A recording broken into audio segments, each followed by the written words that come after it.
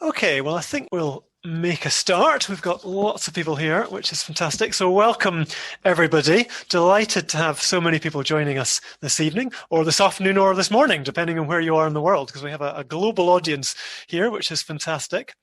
So for those of you that don't know me, my name is Matthew Jarron. I'm the Museum Curator at the University of Dundee, which, among other things, includes looking after the D'Arcy Thompson Zoology Museum, which you can see behind me here in virtual form. And before we get started, I just wanted to mention a few technical points. So as you know, we're doing this event as a webinar, which means that you can see us, but sadly we can't see you. But we do very much want to hear from you. So do please use the chat function to introduce yourselves, let us know where you're Zooming from, and give us any feedback during the event. And I notice a lot of people have been doing that already, which is great. If you have any questions for our speakers, if you could please use the Q&A function for those, and we'll hopefully have time to answer your questions at the end. And really the last thing I wanted to mention before we really kick off is just to say that, obviously we are dealing with quite a difficult and challenging subject here. And so some of the things that we're going to be discussing and some of the images that we'll be showing may be things that you might find distressing or upsetting. So, do please bear that in mind. So I just wanted to start by really explaining what we mean by decolonising the museum and why we're doing it. In the UK, the Museums Association defines decolonisation as a long-term process that seeks to recognise the integral role of empire in British museums from their creation to the present day. And the reason this is important is that we know that structural racism still exists in many aspects of our society. And sadly, that includes here at the University of Dundee. So as part of getting to the roots of that, we need to acknowledge and we need to understand how museums collections like ours were formed and acknowledge the colonial and racist beliefs and practices that underpinned their creation. Now, decolonising research has been taking place in museums for many years now, but in natural history museums, it's a much more recent practice. And I particularly like to acknowledge the inspiration provided by the pioneering work of Subhadra Das at the Grant Museum of Zoology at University College London and Miranda Lowe at the Natural History Museum. And if you haven't read their eye-opening paper, Nature Read in Black and White, I would certainly urge you to do so. And like many natural history museums, D'Arcy Thompson's zoology collection was largely acquired during the colonial era of the late 19th and early 20th centuries. So it's no surprise that there's a clear bias in the collection towards animals acquired in India, Africa, the Caribbean, Canada, Australia, New Zealand, and other colonies and dominions of the British Empire, as well as the colonies of other European countries. Now, it's important to note that D'Arcy Thompson himself was not a trophy hunter. He didn't travel the world killing animals for his museum, but he acquired many specimens from others who did. He also dealt with professional natural history dealers who we now know exploited developing countries in order to collect animals for profit. Some of the specimens in the museum are from species that are now extinct or endangered because of colonial activity. Colonialism was considered as justified by Europeans for lots of different reasons, and one of those was science. Britain and other colonial powers saw themselves as civilized nations, and they considered that they had a duty to enlighten the rest of the world, to conquer so-called primitive places, and to bring order and rationality to uncivilized people and the natural world. The discovery and collection of specimens were important ways of doing this. Natural history is thus inseparable from the history of European colonialism. And as just one example of that, the labels and catalogues of almost every natural history museum, including ours, use the binomial or two-name system of classifying species based on Latin grammar, which is the standard system used in modern Western science. This II that you can see behind me here, for example, is Daubentonia madagascariensis. Such names often derive from those of Western scientists, in this case, the French naturalist Louis-Jean-Marie Daubenton, thus stamping a form of colonial authority on an animal from another country. We often refer to scientists from the West as having discovered particular species, but of course, in most cases, those animals would already have been well known to the indigenous people who lived alongside them. The binomial system was popularized by Carl Linnaeus in the 18th century. Linnaeus included humans in his system, classifying them into 5 varieties, with skin color as one of the defining characteristics. His descriptions were based on ideas of white supremacy. He called Europeanus gentle, acute, inventive, and Africanus crafty, sly, lazy, cunning, lustful, careless. So over the past year, we've been delving a bit deeper into the history of the museum to try to discover some of the stories behind the specimens and thus help us determine new ways of interpreting them. And I've been enormously fortunate in having the assistance of Philomène Dubrun, who is a postgraduate student on the Museum and Gallery Studies programme at the University of St Andrews, and who's been working with me as her personal project for the course. So Philo and I are going to be taking it in turns to tell you about some of the people, places and stories that we've been looking into. And we'll also be putting that work into context by hearing from our two special guest speakers, Sheila Asante, who is Project Manager for Empire Slavery in Scotland's Museums at Museums Galleries Scotland, and Rebecca Machin, Natural Sciences Curator at Leeds Museums and Galleries and a PhD student at the University of Leeds. And we're really looking forward to hearing from both of you. I also want to give a thank you at this point to Lucy Southwell from the Medical Art Masters course at Duncan of Jordanson College of Art and Design, who created some beautiful illustrations for us for specimens that we no longer have, and you'll be seeing a couple of those later on. Now, I know that many of you here today will already be familiar with our Zoology Museum, but I'm also aware that we have many attendees from across the UK and other parts of the world. So I thought I should begin by giving a bit of background to Darcy Thompson and to the history of the museum. So at this point, I'm just going to share my slides. Okay, hope you can see this okay. So Darcy Thompson was born in Edinburgh and studied there and in Cambridge before taking up the newly created chair of biology at what was then University College Dundee in 1885. As soon as he arrived here, Darcy began amassing specimens for a museum of zoology, at that time considered an essential resource for teaching. Thanks to his network of connections from around the world, Darcy was able to build up a substantial collection of specimens, described as one of the largest museums of its kind in the UK. After 32 years, Darcy left Dundee to take up the chair of natural history at the University of St Andrews. His museum survived until 1956, when the Natural History building had to be demolished, along with its neighbours, to make way for the new University Tower. Much of the collection was lost or sent to other museums at the time, but the surviving collection is now displayed in the new Darcy Thompson Zoology Museum, which opened in 2008. So one of the main challenges that we have in trying to find out more about how Darcy acquired his specimens is that only some of them still survive in the museum today. What's more, Darcy never kept any catalogue or records of his original museum, so we don't actually know the full extent of what was in it or where it all came from. We're therefore reliant on various other sources. Firstly, the annual reports that Darcy wrote for his department, which generally list the most notable acquisitions for the museum. Secondly, on sporadic references contained within his vast correspondence, now in the special collections at the University of St Andrews Library. And I'd like to thank Maya Sheridan for her help in scanning material for us for this project. Thirdly, on recollections written in the 1970s by Darcy's equally long-serving successor, Alexander Peacock, which are in the University of Dundee archives. And fourthly, information written on labels accompanying those specimens that are still contained in their original jars or boxes. So there's quite a bit of detective work involved in tracking down some of this information. And of course, we were trying to do this in the middle of a pandemic when all of our museums, libraries and archives were closed. So with all that in mind, you'll understand that there are still a lot of gaps in our knowledge, and I'm sure there are still many stories waiting to be uncovered. So at this point, I'm going to pause and we're going to hear from Sheila in order to put our particular project into a wider Scottish context. So Sheila, I'll hand over to you. Thank you very much, Matthew. I will just share my screen. Oh, yes, I'm going to do a presentation on the Empire Slavery in Scotland's Museums project and give you a bit more detail on that. So the project, I'm going to give you some detail on the background and the context of the project, the remit of the project, the stages that we're going through, and the approach, the human rights-based approach that we are hoping to take as part of the project.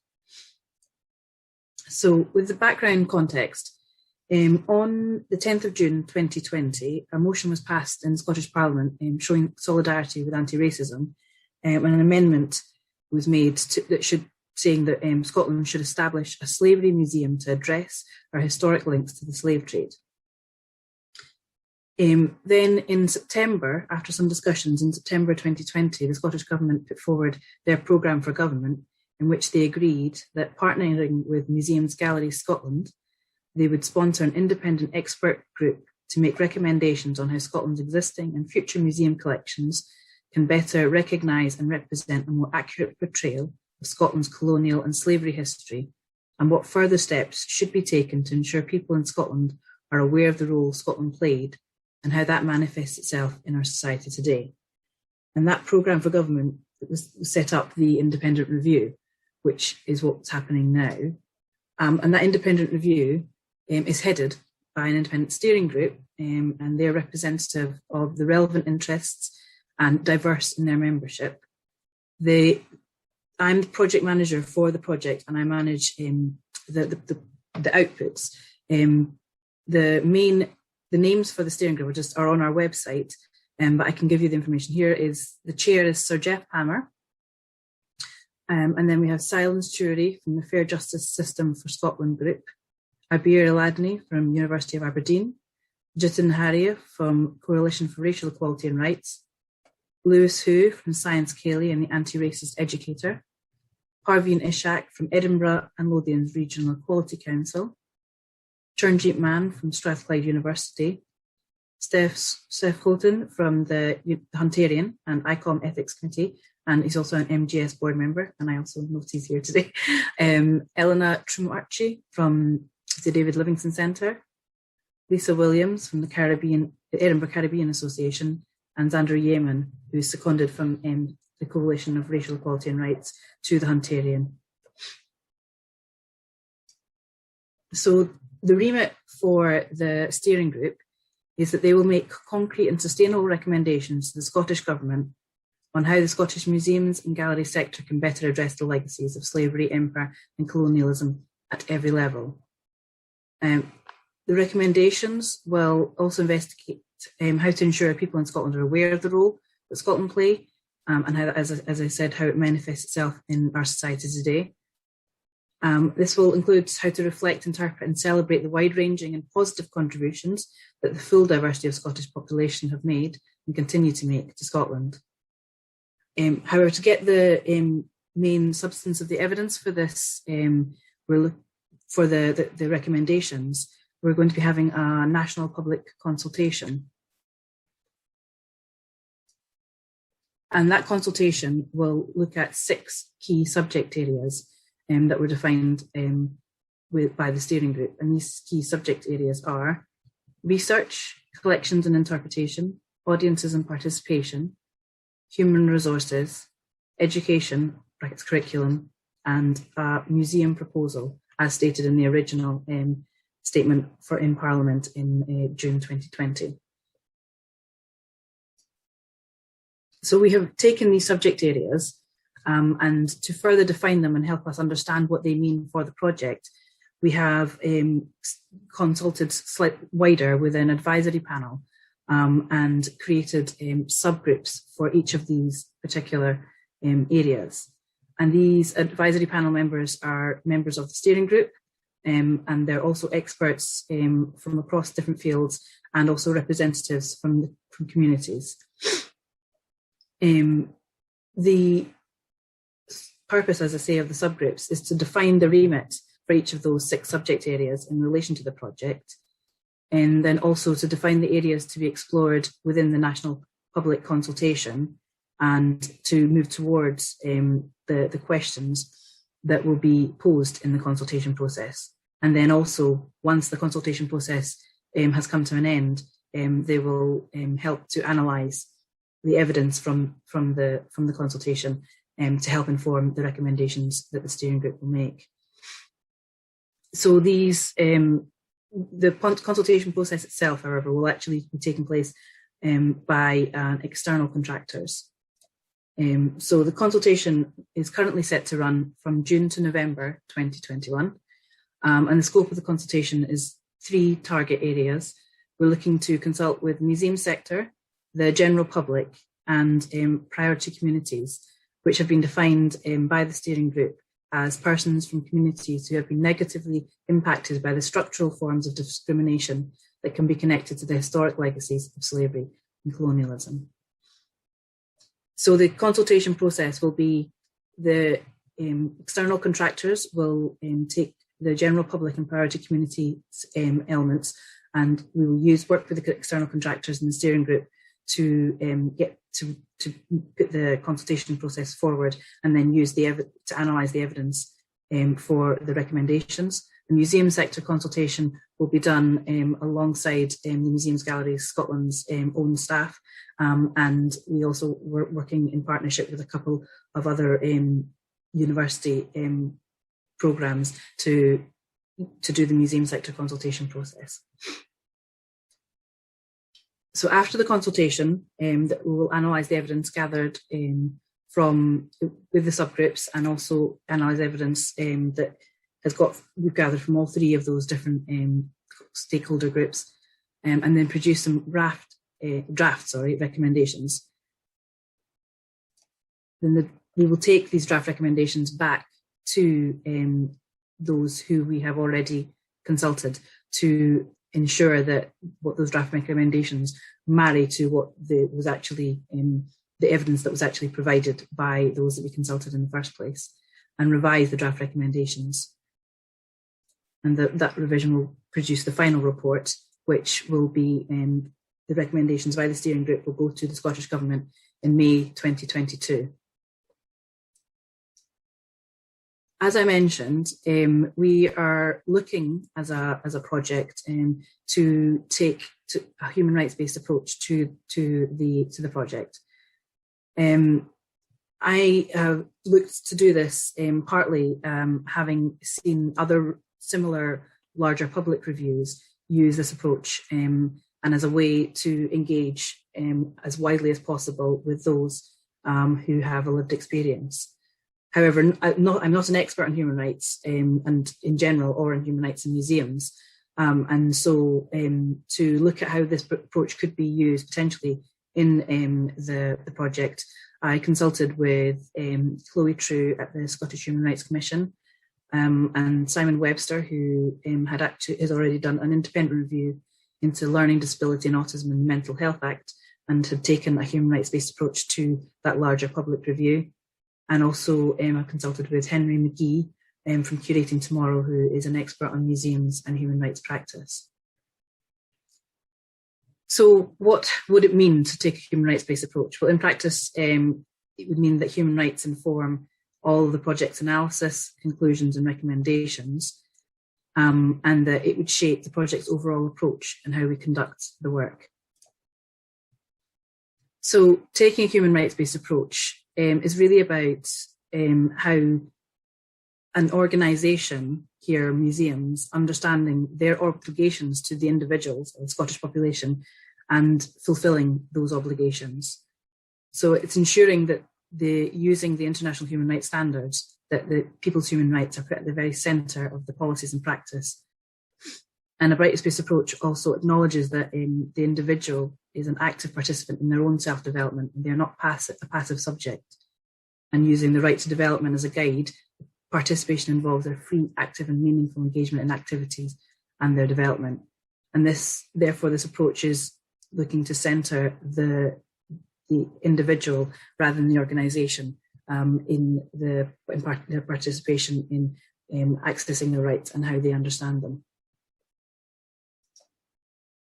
So working with the Scottish Human Rights Commission, they supported us in looking at what potential relevant human rights would be, which ones would be relevant for this project, and outlined these specific rights: the prohibition on slavery, rights to culture and participation in cultural life, as well as broader rights to participate in public life, rights to education, rights to non-discrimination in the access and enjoyment of other rights, including the intersectional approach, considering multiple identities of people accessing culture, and a consideration of the role that culture can play in rights to remedy and redress.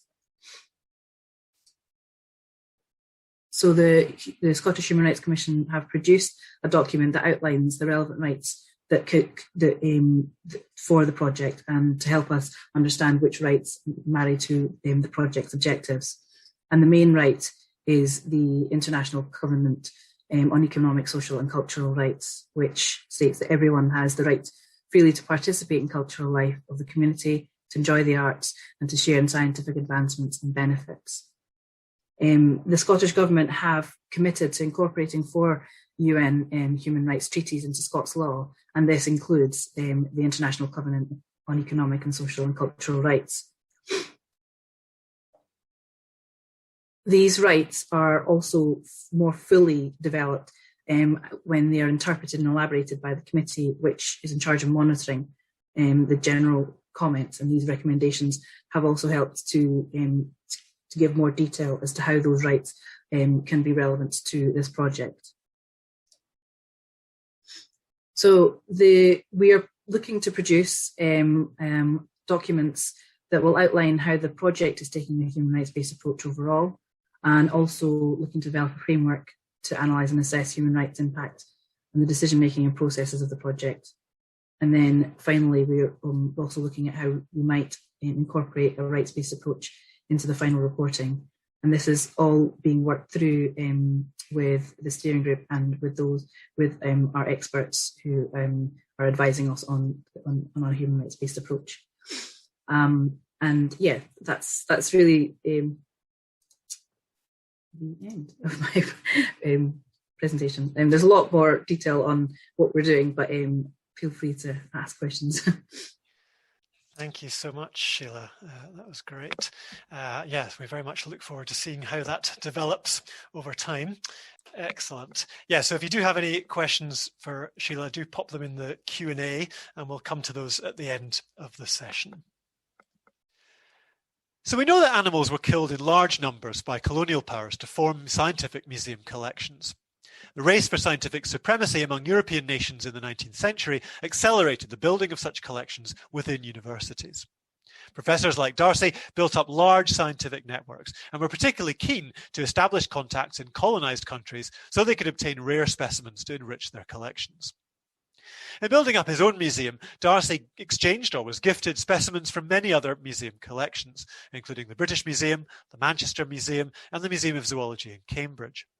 Further afield, specimens came from museums in Bergen, Brussels, Copenhagen, Leiden, and Turin. In 1898, Darcy received a large number of specimens from the former Museum Godefroy in Hamburg. Johann Caesar VI Godefroy was a German trader who became a wealthy shipping magnate following the expansion of trade with Australia and the South Seas. He employed expert collectors and sea captains to bring him zoological, botanical, and ethnographical specimens, which he assembled into a vast private collection. In 1861, he opened his own museum, which sold duplicate specimens, but also sold human skulls from the Pacific regions, where his company had a monopoly. The skulls were sold to universities and museums worldwide for anthropometric research, used, among other things, to justify racist beliefs of white European superiority. Most natural history specimens made their way back to the so-called mother country, but many colonizers also established their own museums within the countries they were occupying. These were used to tell positive propaganda stories of the civilizing influence of colonial rule. Native identity, if represented at all, could only be seen through a Western lens. In 1898, Darcy received a collection of Australian mammalia and other animals, including several rarities, received in exchange from Professor Haswell of Sydney. William Haswell was born in Edinburgh and may have known Darcy as a student. Haswell emigrated to Australia soon after graduating, and in 1889 became Professor of Biology at Sydney University. He also worked at the Australian Museum, one of the most important means by which colonial expansion was represented to the general public. In this and other museums, Indigenous Australians were portrayed either as primitive, aggressive barbarians or as noble savages. They were not allowed any say in how their traditional culture was represented, while at the same time that culture was being destroyed and their land stolen from them. Huge numbers of the animals that Haswell studied were also killed as part of this process.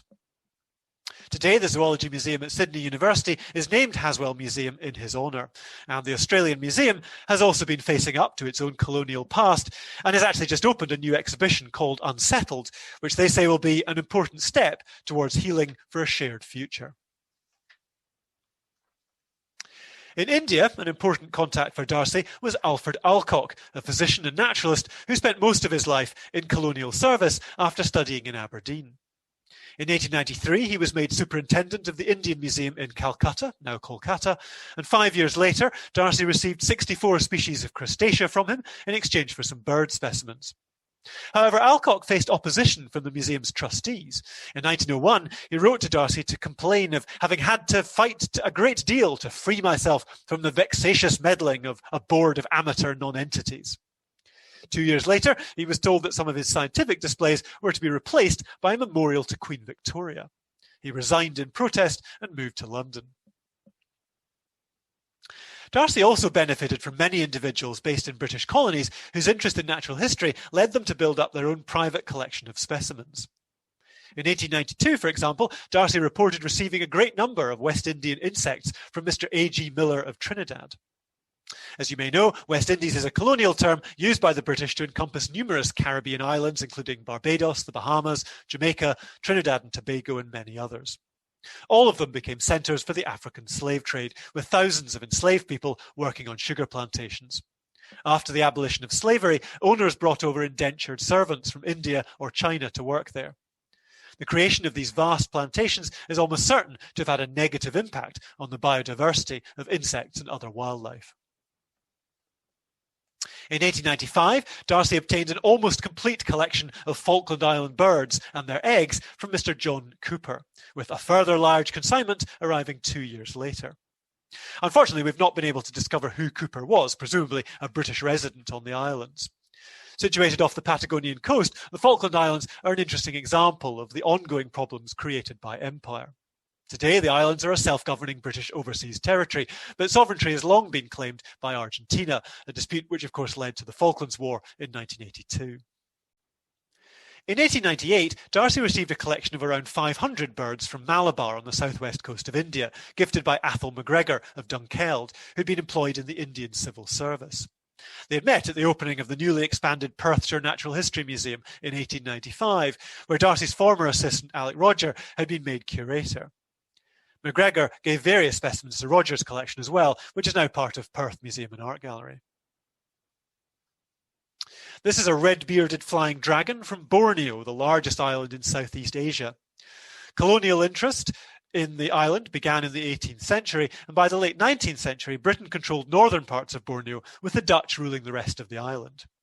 This lizard was acquired by Charles Hose, who went to Borneo in 1884 to work for the Raja of Sarawak, the British ruler of the state of Sarawak in northwest Borneo. A keen zoologist, he's credited with discovering many species new to Western science, several of which are now named after him. It's likely, though, that most such discoveries were actually made first by indigenous people on the island, whose contributions went unrecorded. One of the private collectors who sent specimens to Darcy from parts of the empire was actually his own half-brother, William, who was always known by the family as Willio. He emigrated to Canada in the 1890s, seeking his fortune by prospecting for gold and trading with Indians, as the First Nation inhabitants were then called by white settlers. Darcy lost no time in encouraging Willie to send back any interesting zoology specimens he could obtain. And here you can see a letter from Willie to Darcy using the letter paper of a taxidermist in Victoria.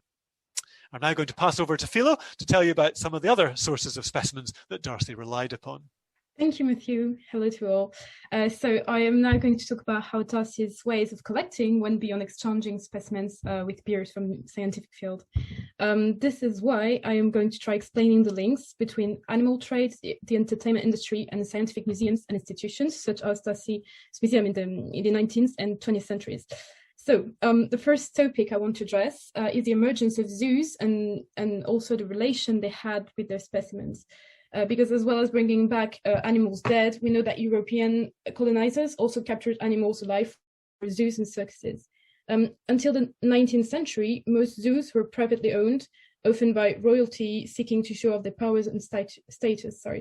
Then public zoos, combining entertainment with scientific study, developed in the early 19th century. One of the first was actually the Zoological Society of London, establishing that what became London Zoo in 1829, even though it did not open to the public until 1847. So across Europe, zoos captured many animals from their colonized countries and then shipped them back for the public to see. The animals were often kept in poor conditions and forced to perform tricks or give rice for children, for example.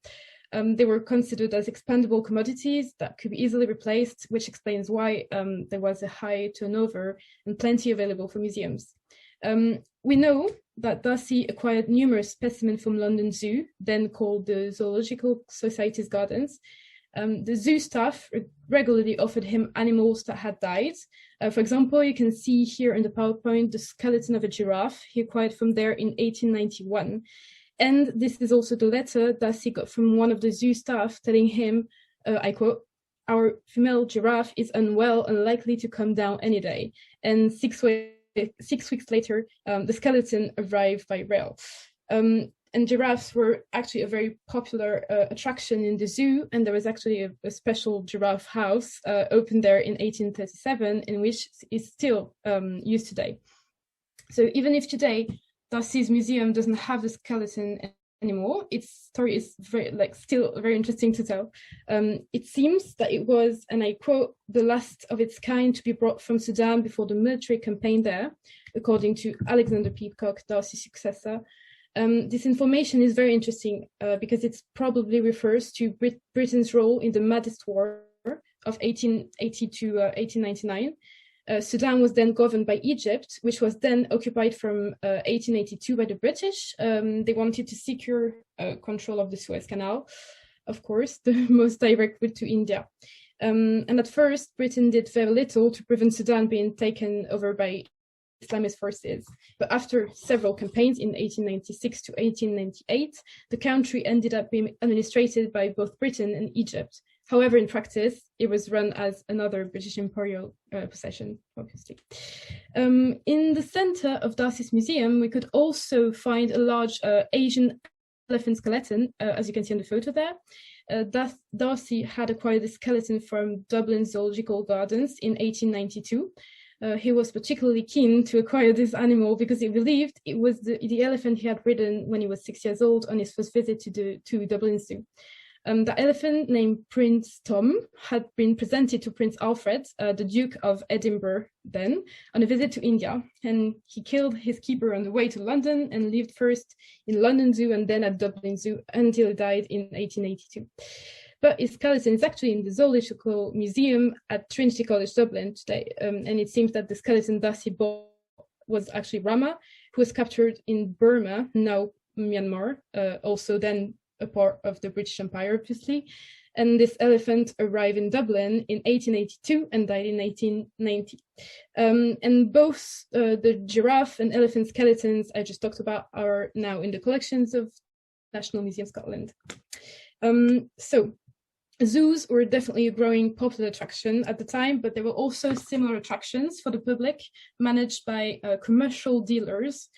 And by importing live animals for their shops and menageries, they contributed to the emergence of a whole business relying on animal trade and hunting. These kinds of companies actually employ their own hunters across the globe to be able to showcase the most popular exotic creatures. So thanks to some research about the provenance of the museum specimens, we know that Darcy dealt with some actual animal dealers, such as William Cross, as you can see the name on the PowerPoint. He was one of the most successful animal importers in the late 19th century. Based in Liverpool, he supplied live specimens to zoos and private collections in Britain and overseas. And around the 1870s, there was a lot of interest in apes, especially chimpanzees and gorillas. And in 1876, William Cross witnessed the arrival of in Liverpool, of what is believed to have been the first live gorilla to be successfully transported to Europe. The animal was on its way to Berlin, where it became a star attraction at the city aquarium, and it caused a sensation in Liverpool and was described as an actual demonstration of the missing link between the human and animal creation, as I quote. So Cross actually offered to buy the animal for £500, but this was declined.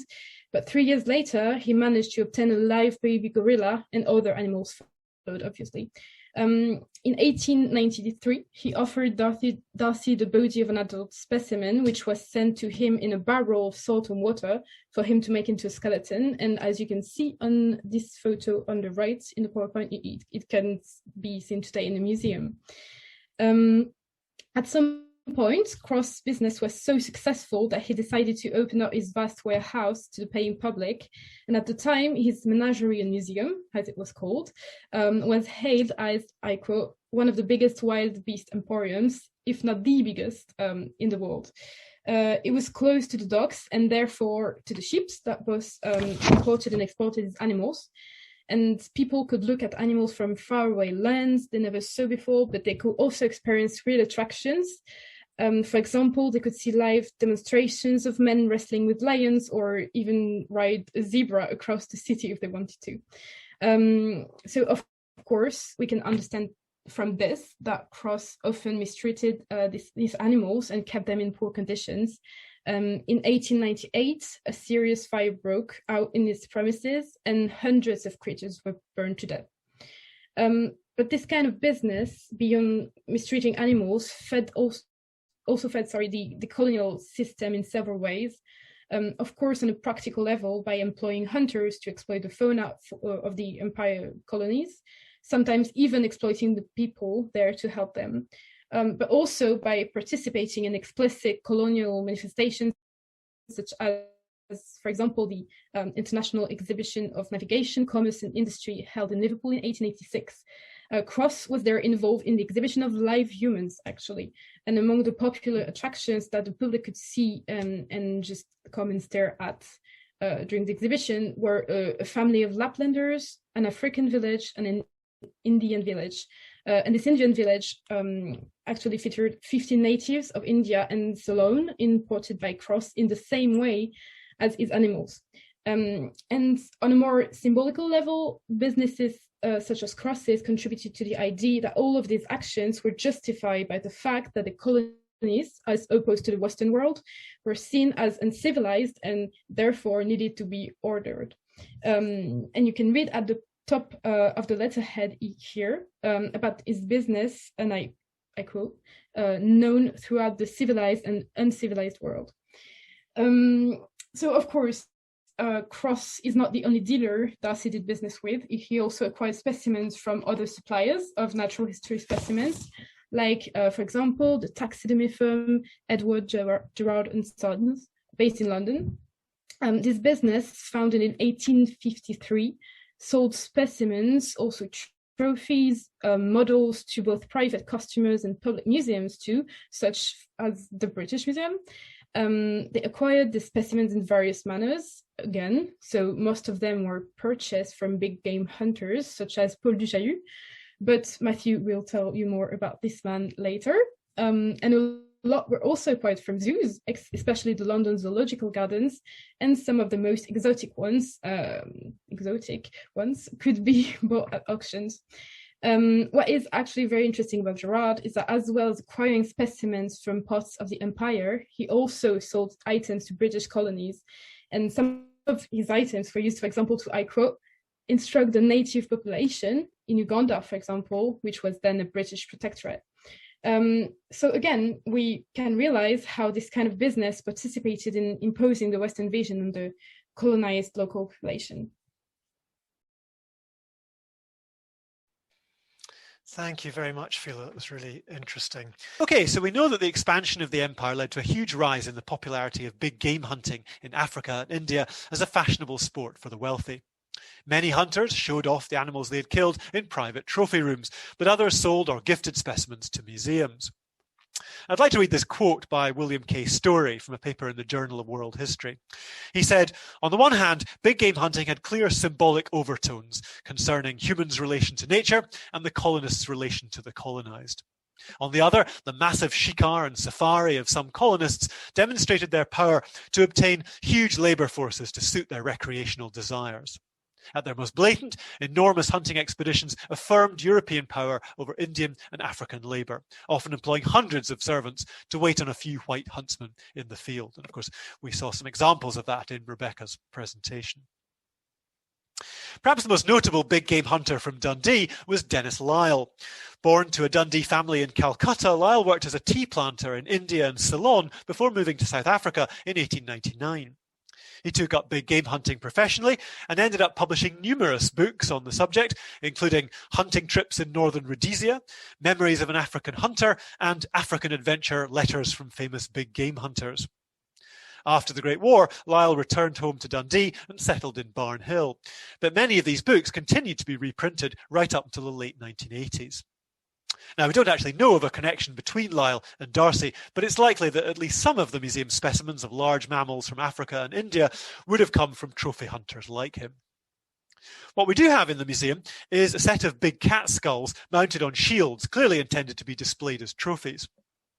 They were originally acquired by the university's anatomy department rather than for Darcy's museum, and were prepared by Rowland Ward Limited, regarded as Britain's leading taxidermy company and a specialist in mounting animals as trophies for big game hunters. Ward's headquarters in Piccadilly was named The Jungle, and the company published many books to encourage hunting in Africa, such as the regularly updated Records of Big Game, a kind of train spotter's guide to tell you what animals to kill. Trophy hunting continues today, albeit in a more carefully managed form. Its supporters claim that it can help wildlife conservation, though this is hotly disputed. However, many Africans question the West's assumed moral authority in championing animal rights while ignoring the economic hardships of African people living right next to the wildlife. In Darcy's day, romantic ideas of exploring new territories, taming the wilderness, and subduing savage beasts were an intrinsic part of British and European culture. Popular fiction of the time encouraged such heroic pursuits, and the public thrilled to tales of explorers and big game hunters. University College Dundee played its part by hosting public lectures from famous adventurers. In 1890, for example, the French-American traveller Paul du Chaillu gave a talk, attended by Darcy, in which he told comical and highly condescending stories about African people, and related his first encounter with what he called the fighting gorilla. Du Chaillu claimed to have been the first white European to have killed a gorilla in 2,000 years, and he would go on to shoot many more of them to sell to museums around the world. In 1891, the German explorer Karl Peters lectured at the university. Inspired by the British, he became a leading figure in German imperialism in the 1880s, founding the German East Africa Company to pursue his colonial ambitions. Soon after his visit to Dundee, he was made Reichskommissar of the Kilimanjaro region, but his brutal treatment of the indigenous people led to him being dishonourably discharged. The museum has connections with other famous explorers of the time. This butterfly, known as the variable egg fly, claims on its accompanying label to come from, quote, Africa Stanley Expedition.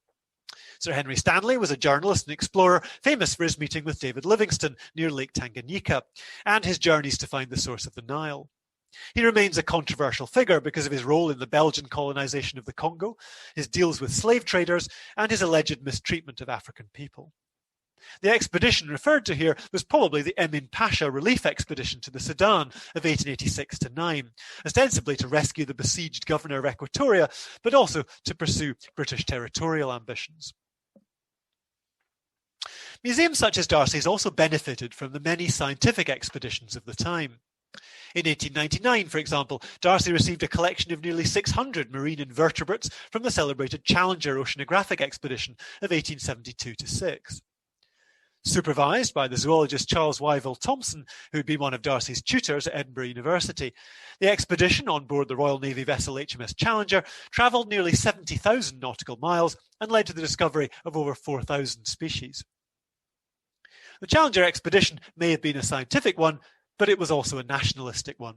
It sought to demonstrate Britain's superiority, a reminder that Britannia rules the waves as both an imperial and scientific power. Over the years, Darcy obtained specimens from many other British expeditions, including the Porcupine, the Knight Errant, and the Triton. He also acquired material from those of other countries, also trying to stake their scientific claims, including the Norwegian Varingen expedition, the French Travailleur and Talisman, the Dutch Willem Barents, and the Danish Ingolf. Other expeditions were more directly commercial in purpose, including those of the Dundee whalers, who, in Darcy's words, have always been the best friends of the museum. As a result of the large numbers of specimens they brought back for him, the museum was known for having perhaps the finest collection of Arctic zoology in the world. Travelling up the Davis Straits to Arctic Canada, the whalers often encountered the Inuit people, whom they knew as Eskimo. As well as regular trade between them, whaling captains often employed Inuit men to help them cut up the whales they had captured, viewing them as a source of cheap or free labour. We also know that there were many examples of sexual relationships with Inuit women. These may not have been consensual on the part of the women and may well have spread diseases such as syphilis. In 1894, Darcy sent one of his students, David Dixon, on board the whaler Eclipse to collect specimens for the museum. Dixon took several photographs of the Inuit they encountered. When the Eclipse returned to Dundee, it also brought with it a live Inuit man named Shudlu. Although not the first to visit Dundee, he became the object of great curiosity around the city. He was given VIP tours around factories and gave demonstrations of kayaking in the harbour. Shudlu returned home when the whalers next sailed north, but he died 2 years later, reportedly due to poverty and privations. In 1892, 4 Dundee whaling ships sailed south to the Antarctic, hoping to find a new source of whales when it became apparent that populations in the Arctic were declining due to overhunting. The expedition failed to catch any whales, but the scientific and popular interest it awakened was an important stimulus for the so-called heroic age of polar exploration that followed. Dundee-built ships, most famously the RRS Discovery, took many of the celebrated polar explorers to the Antarctic. However, although the expeditions of Scott, Shackleton and others achieved various scientific aims, they were once again primarily seeking glory for Britain and a way of extending the boundaries of the empire. Thanks to a reference from Darcy, one of his former students, Alistair Forbes Mackay, earned a place on Shackleton's Nimrod expedition of 1907-9. While Shackleton tried and failed to reach the South Pole, Mackay's party, led by Professor Edgeworth David, succeeded in being the first to reach the South Magnetic Pole. Mackay's diary makes the colonial attitudes of the time explicit. We hoisted a Union Jack there, and the professor, in a loud voice, annexed the place. Then it was only at my suggestion that the professor called for 3 cheers for the king. On their return, Shackleton presented this king penguin to Darcy for the museum. And I'm now going to hand back to Philo to tell you about some of the consequences of all this imperial plundering of natural resources. Thank you, Matthew. As you said, I am now going to talk about how the actions of the empire and the dominions and colonies had an irrevocable impact on the natural world and how the consequences are still experienced today. Obviously, we can see direct natural consequences, such as the extinction of, or the decline, of certain species caused by habitat destruction, overhunting, introduction of new species or disease. And in the museum, we have various interesting examples of sadly now extinct species, and I'll talk about 2 of them just now. So this thylacine that you can see here was a carnivorous marsupial native to the Australian mainland and the islands of Tasmania and New Guinea. And before its extinction, it was the largest known carnivorous marsupial in the world. The eradication of the thylacine, like so much of Tasmanian and Australian's natural world, is, as I said, linked to imperialism and colonial science. Throughout the 20th century, the growing European population in Tasmania competed with the thylacine for space and food, and economic interests identified the species as a threat to livestock, and British colonists in Tasmania started to hunt them for that. They actually also hunted native Tasmanian people in order to access land, and justified this by establishing scientifically, supposedly of course, that the Tasmanians were inferior to white people. And this is why, despite efforts by a handful of naturalists to breed the animal in captivity, the last known thylacine died in Hobart in 1936. The huia bird, that you can see here too, was a species of wattle bird found on New Zealand's North Islands. It was considered unique at the time in that the male and female birds had differently shaped bills. So you can see it on the picture. This was so they could work together to feed on wood-boring larvae. These birds had a special significance for Maori in Maori culture, and their feathers were used in the garments of Maori chiefs. But the arrival of Europeans led to loss of habitat and the introduction of new predators. After that, the huia numbers declined, and the species became officially protected in 1892. And in 1901, the feathers became part of a European fashion trade family after a royal visit in New Zealand. And as a result, the huia was hunted to extinction. So the last officially recorded huia was seen in 1907, so you can understand that it was quite quick. Huia were actually already a vulnerable population in the 19th century because of habitat destruction caused by the colonial settlers, clearing large areas of forests, as I said. However, we know that Victor also played a part in the Huya's downfall. Having identified the bird as a wonder of the scientific world, they started harvesting them in large numbers for overseas museums and collectors. And as I said before, in 1892, the New Zealand government declared it illegal to hunt the species, but actually did really little to enforce the law. And the thing is, we know that Darcy acquired his specimens from the taxidermists Edward Gerard and Sons in 1898, so they may well have acquired these birds illegally. So the natural consequences are quite evident, but obviously there were also social consequences. In museums, it was and is still reflected by the misrepresentation of local animals, and more broadly, the denial of local identities.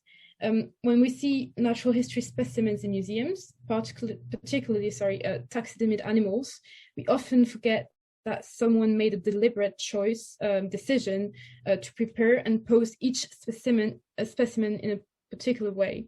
And for animals brought back from colonial countries, that person was almost always a white Western taxidermist or zoologist who would probably never have seen the living animal in the wild.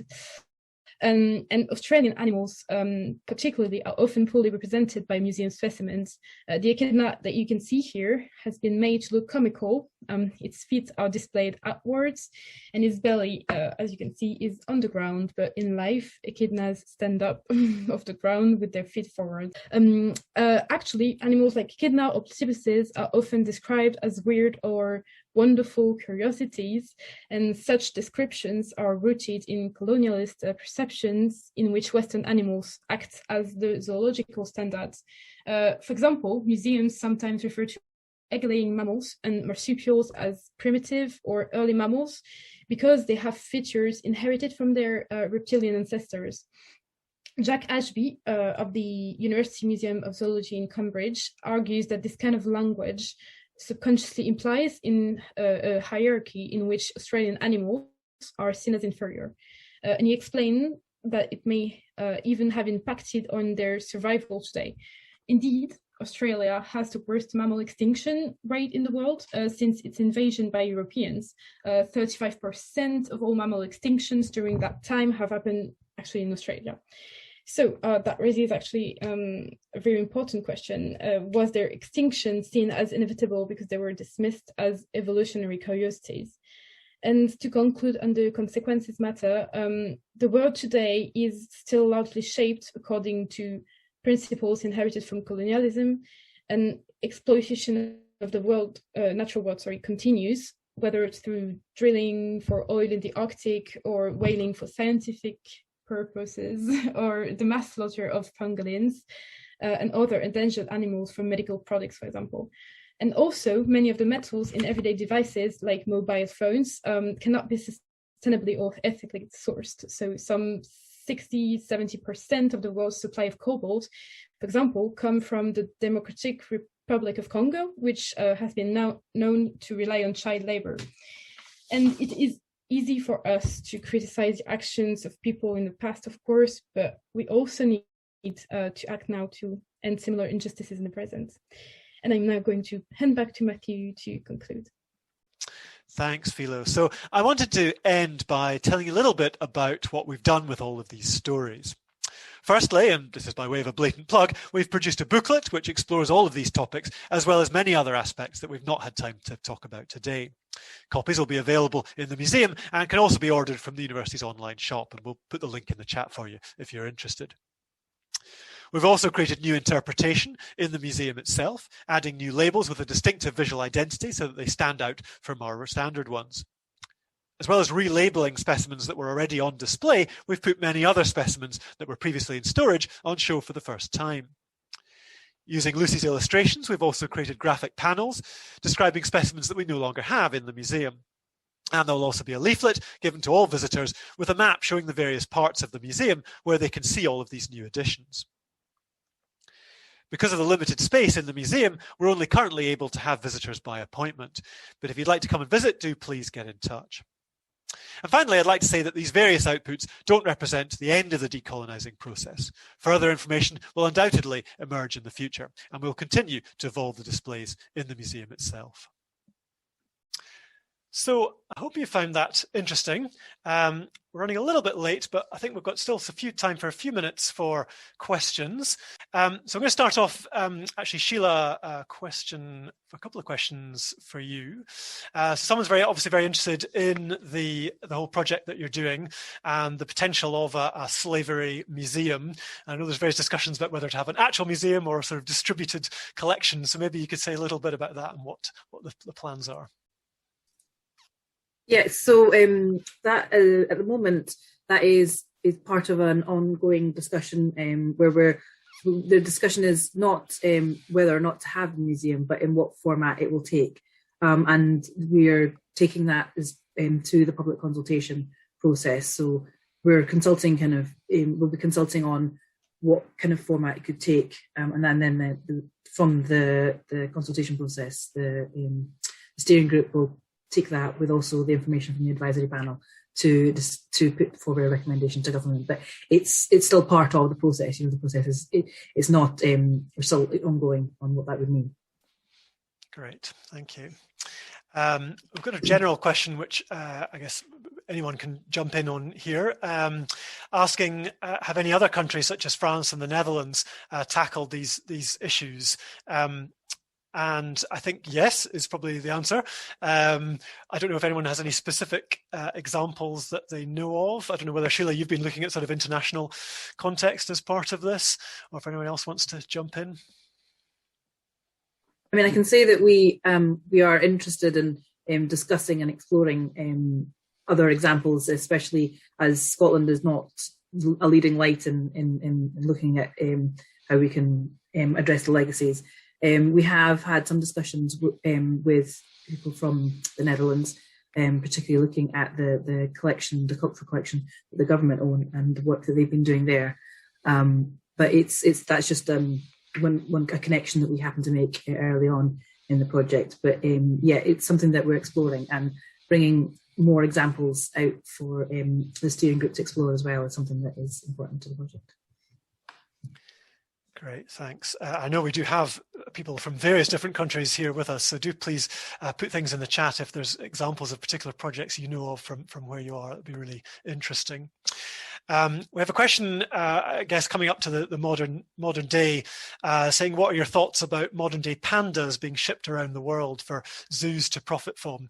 And of course, there are all sorts of other issues about zoos, and obviously, I think, zoos have changed hugely and now very much try to focus on conservation efforts. But of course, in order to pay for that, they have to do all sorts of publicity and more sort of public friendly things. And pandas, of course, are a really good example of that. And the pandas in Edinburgh are probably the most famous examples. So I guess, I mean, I don't have a specific answer. It's a really difficult one. That on the one hand, I can understand there's part of a sort of international conservation effort.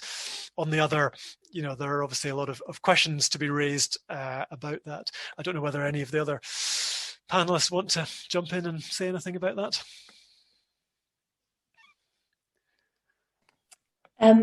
Yes, I think so I did once work at a zoo as a zookeeper and didn't stay there very long because they were for lots of reasons. But certainly in the case of pandas, I think the reason why they're currently being shipped around the world in different ways isn't for their own benefit. I think it's for diplomatic reasons by a long way. Although obviously it's lovely to have for people around the world to have a chance to see pandas. Yeah, that's a good point. And certainly there are many other extremely endangered animals that are obviously not as cute as pandas, and they don't get shipped around the world for breeding programs. So yeah, there's definitely a reason there. We have a question saying, do we only use the term colonised when referring to humans, or do we apply the term colonised to animals who have had land, culture and life taken due to these activities? And it's a really good point, and in a sense it's one of the reasons why we wanted to do this event today, that I think until relatively recently people weren't thinking about the wider consequences of colonialism and the effect that it had on the natural world. And so hopefully as we've demonstrated through our various presentations, there was a massive impact on the natural world, and so I think we should think about that. Whether we use the specific term colonized or just exploited, I guess, in a wider sense, because of course that kind of exploitation goes on in many other ways today, as Philo alluded, beyond the sort of ideas of empire. Someone's sorry, yeah, on you go. Of course, yes.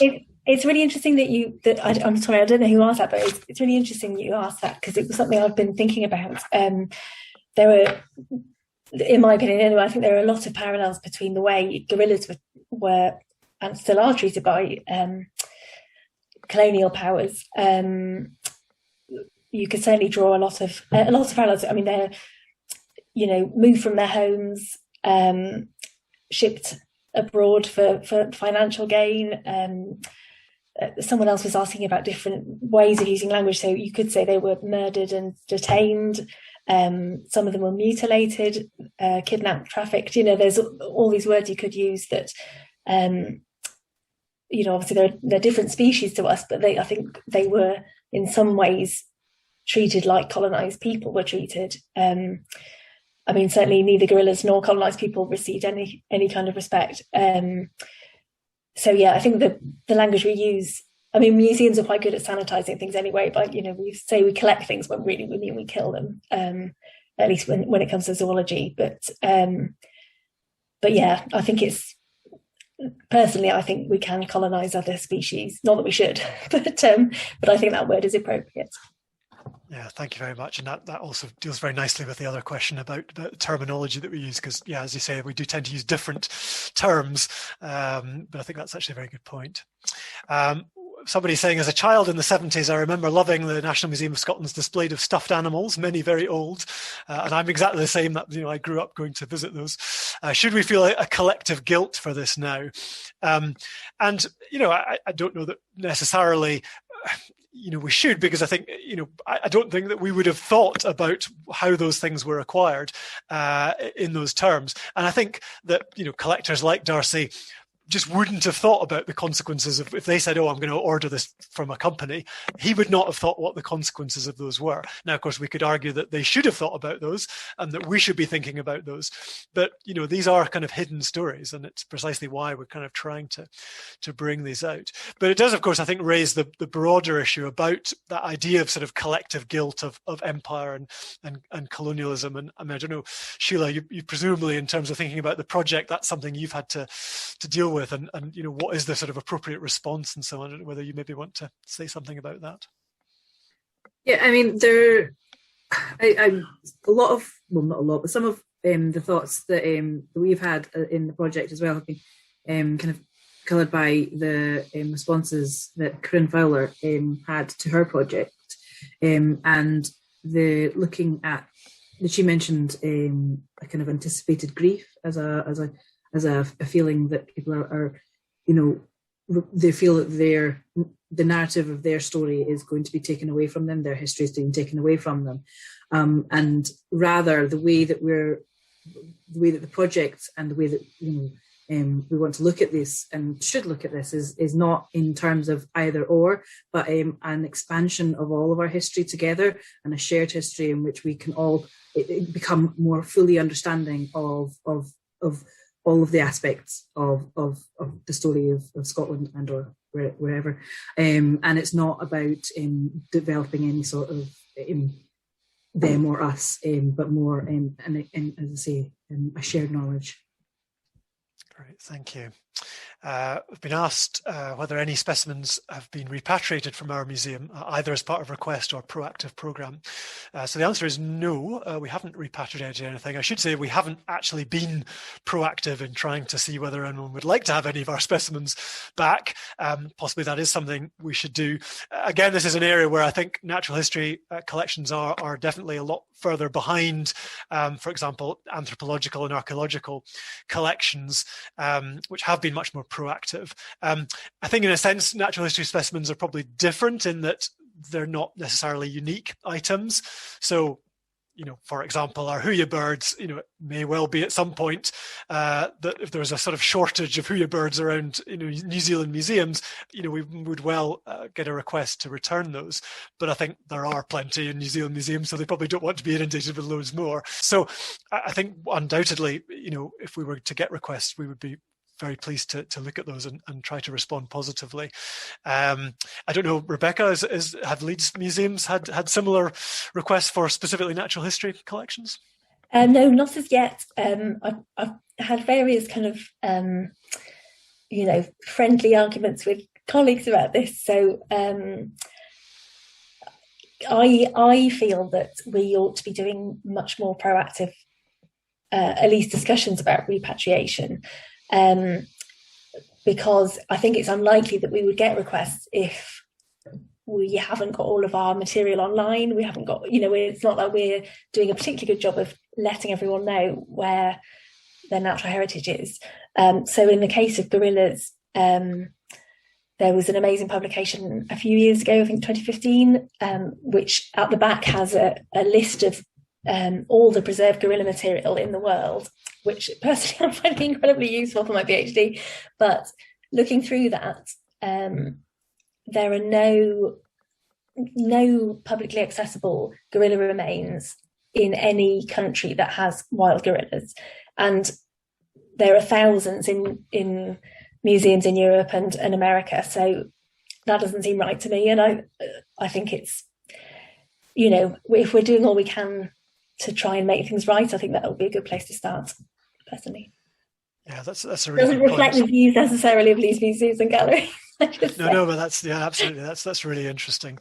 And in fact, related to that, Steph at the Huntarian's actually asking if we have a policy in place for repatriation at the University of Dundee, and I'm sad to say we don't actually, and I think we probably should.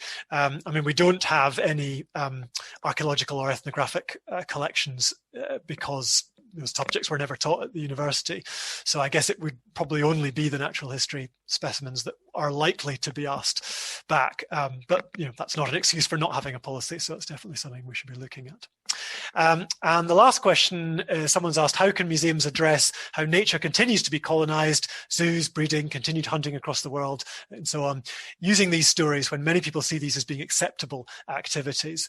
And I think that's a really good point. And I would say that's really one of the key purposes of doing decolonising in natural history collections. Is it's not just about, let's look at these people in the past and how bad they were. It's about saying, well, what can we learn from that about what we're doing in the present? As Philo mentioned, there are all sorts of different things that are going on today that are just as bad as things that were happening in the past, but in very different ways, much more under the radar in a lot of cases.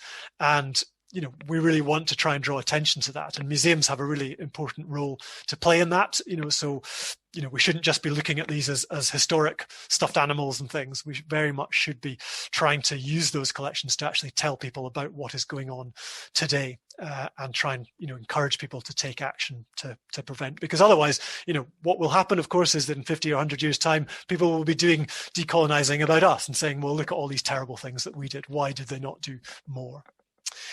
So I think we've come to the end.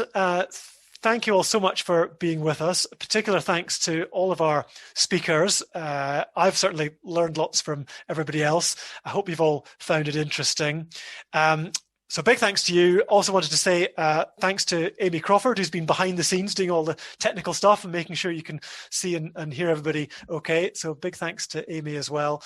Thanks to everyone for coming. We have been recording this and we will be putting that online, and we'll share the link to everybody afterwards. So thank you all very much, and cheers.